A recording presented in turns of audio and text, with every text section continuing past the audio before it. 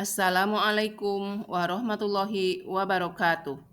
Saya Siti Fatimah dari SMA Negeri 1 Cikatomas, Kabupaten Tasikmalaya, merupakan calon guru penggerak Angkatan 8. Kali ini saya akan menyajikan koneksi antar materi modul 3.2, Pemimpin dalam Pengelolaan Sumber Daya. Selama pembelajaran, saya didampingi oleh fasilitator Ibu Yanti Mulita MPD dan Bapak Irwan Hermansa SPD sebagai pengajar praktik. Berikut adalah kesimpulan dari pemantik 1. Pemimpin pembelajaran dalam pengelolaan sumber daya adalah seorang pemimpin yang menerapkan pendekatan berbasis aset atau kekuatan dengan memanfaatkan semua sumber daya yang ada di sekitarnya untuk menggali semua potensi yang ada untuk menunjang proses pembelajaran yang berpihak pada murid. Cara mengimplementasikan di kelas. Memberdayakan siswa yang berpotensi untuk mengeksplor pengetahuan dan keterampilannya dalam proses pembelajaran. Memberdayakan guru untuk meningkatkan wawasan, motivasi, potensi, dan keterampilan siswa. Memanfaatkan fasilitas yang ada di ruangan untuk menunjang dan meningkatkan proses pembelajaran. Memanfaatkan sumber finansial yang ada di kelas, misalnya uang kas, untuk peningkatan pembelajaran. Buat kesepakatan kelas yang menunjang proses pembelajaran yang aman dan nyaman. Pembiasaan praktik baik dalam kehidupan sehari-hari di dalam kelas. Adanya kolaborasi dan komunikasi antara siswa dengan siswa, antara guru dengan siswa, untuk meningkatkan kualitas pembelajaran. Cara mengimplementasikan di sekolah. Pemberdayaan siswa yang berpotensi baik dalam pengetahuan dan keterampilan untuk meningkatkan kualitas sekolah. Misalnya, adanya kelompok belajar setiap mata pelajaran dan beragam ekstrakurikuler yang dapat menyalurkan bakat dan minat siswa. Memberdayakan guru berpotensi untuk menjadi pembimbing kelompok belajar atau ekstrakurikuler dalam rangka meningkatkan kualitas pembelajaran di sekolah. Pemanfaatan sarana prasarana yang ada di sekolah untuk menunjang proses pembelajaran di sekolah. Adanya kesepakatan sekolah untuk menciptakan lingkungan yang sehat, aman, dan nyaman. Adanya kebijakan kepala sekolah, komite sekolah yang menunjang kualitas sekolah. Pembiasaan praktik baik di sekolah, kolaborasi antar warga sekolah, dan pemanfaatan sumber dana keuangan yang efektif untuk menunjang kualitas sekolah. Cara mengimplementasikan di masyarakat sekitar sekolah.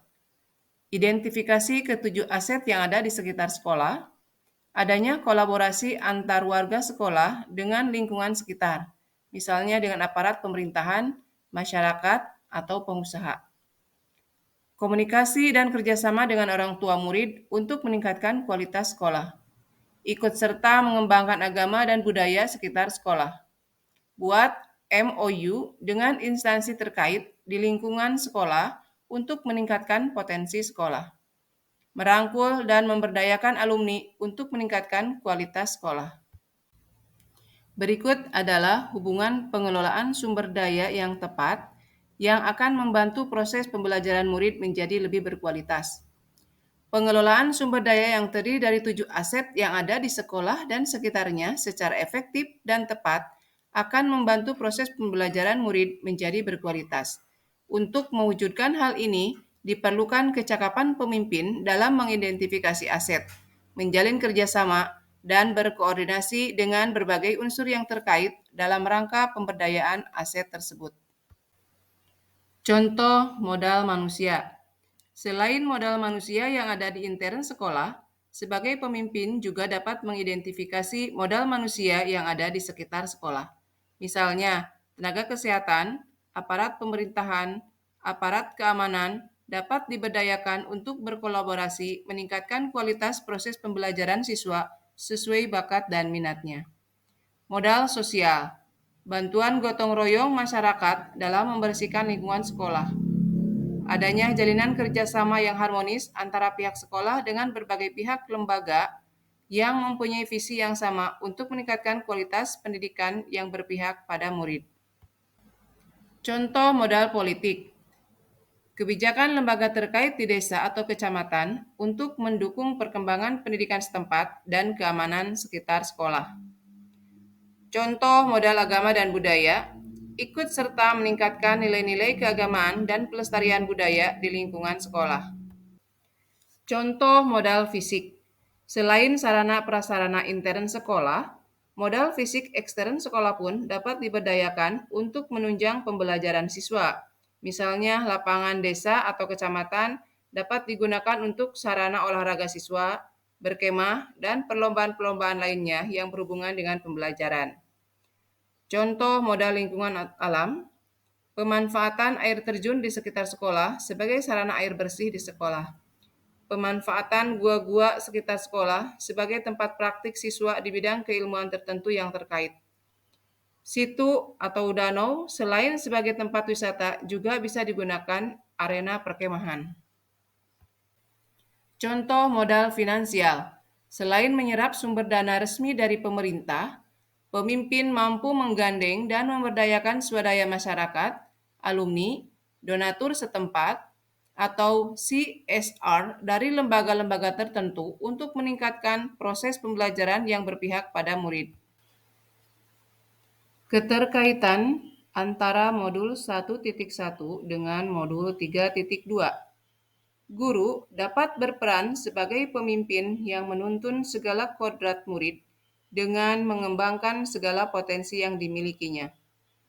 Modul 1.2 dengan modul 3.2. Sebagai pemimpin pembelajaran, guru dapat mengembangkan keterampilan yang dimilikinya untuk meningkatkan pembelajaran yang berpihak pada murid. Modul 1.3 dengan modul 3.2.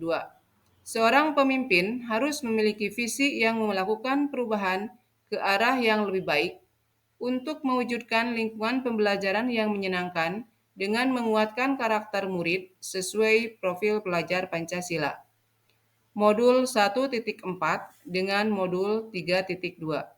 Seorang pemimpin perlu menumbuh kembangkan budaya positif di lingkungan sekolah untuk menciptakan keamanan dan kenyamanan dalam proses pembelajaran. Keterkaitan modul 2.1 dengan modul 3.2. Sebagai pemimpin, guru dapat memaksimalkan potensi murid dengan melayani semua kebutuhannya melalui pembelajaran berdiferensiasi. Keterkaitan modul 2.2 dengan modul 3.2. Sebagai pemimpin pembelajaran, guru perlu mengelola kesadaran sosial dan emosional untuk meningkatkan proses pembelajaran yang lebih efektif. Dan keterkaitan modul 2.3 dengan modul 3.2. Untuk meningkatkan potensi sumber daya manusia yang ada di komunitas sekolahnya, pemimpin perlu memiliki keterampilan coaching.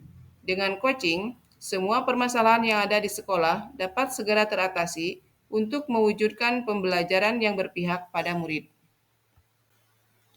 Keterkaitan antara modul 3.1, yakni pemimpin sebagai pengambil keputusan berbasis nilai-nilai kebajikan, dengan modul 3.2, yakni pemimpin dalam pengelolaan sumber daya sebaiknya melihat sisi positif dari berbagai aset yang ada di sekitar sekolah untuk dapat dimanfaatkan berdasarkan nilai-nilai kebajikan yang sesuai dengan lingkungan sekolah dan berpihak pada murid. Pemahaman konsep sebelum dan sesudah mempelajari modul 3.2. Sebelum mempelajari modul 3.2, saya berpikir bahwa untuk meningkatkan potensi dan kualitas sekolah hanya didasarkan pada kekurangan atau masalah, dan mengetahui aset sekolah hanya merujuk pada sarana prasarana yang ada di sekolah saja.